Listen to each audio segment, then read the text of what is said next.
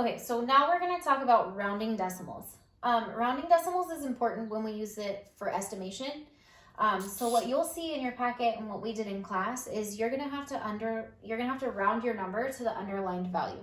Okay, so it's really important that you understand place value and which position has which name, so that way you know what number you're going to be using to determine if we round the number up or if we leave it the same.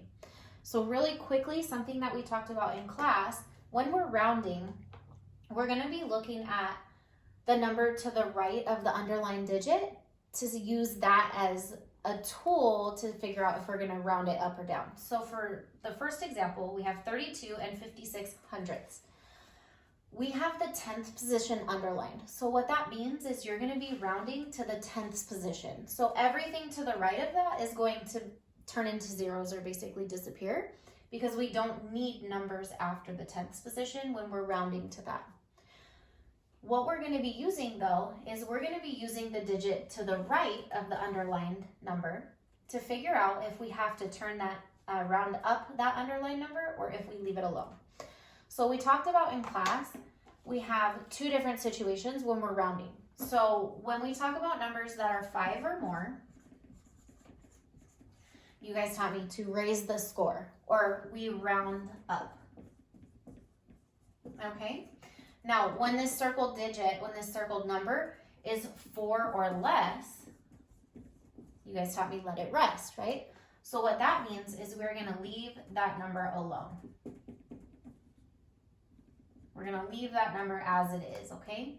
So in our example, we have 32 and 56 hundredths. We're rounding to the 10th position. So we're going to use the number to the right to figure out if we round 5 up or if we leave it alone. So because we have a 6 to the right, that and 6 is 5 or more, we are going to round 5 up to 6. So what you're actually going to have is 32 and 6/10. So like I said, once you're done rounding to that position, whatever number is in that next spot over to the right disappears. Okay, so what I would suggest you do is when you're figuring out which number you're rounding to, which position you're rounding to, circle the number to the right, because that's the number you're going to use to figure out if you're rounding up or leaving it alone. So we'll do that really quickly in our examples, and then we'll go through and solve them. Okay, so we are rounding to the hundredths position. When we are rounding to the hundredths position, we need to use the tens to figure out if we are rounding this 1 up to 2 or if we're leaving it alone. Okay, so because 3 is 4 or less, we need to leave this 1 as is. So this is actually just going to round down to 100. Okay, we turn everything after the number that we rounded into zeros, or we can, since we're talking about a whole number here, now if we were talking about the decimal, then we can just drop that position off, that number off, because we don't, but if you would like to, you could write 32 and 60 hundredths, because that is the same, they are equivalent. Okay, so our third example is 27 and 3/10. We are rounding to the tens position, so we're going to use our ones to figure out if we need to round up or leave it.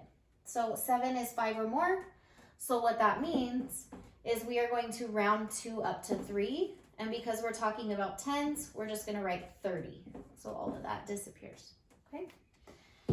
Now at the bottom, we have a trickier one because we're talking about thousandths. So we have 1 and 985 thousandths. We are rounding to the hundredths position, so we are using our thousandths position to figure out if we need to round up or down. Okay. 5 falls in the 5 or more category, so we are going to round 8 up to 9. So we're going to leave the numbers to the left of this underlined digit alone because we're not touching those. Now, 8, we're rounding up to 9, so your answer is actually 1 and 99 hundredths, and then that 5 goes away because we rounded the hundredths position up.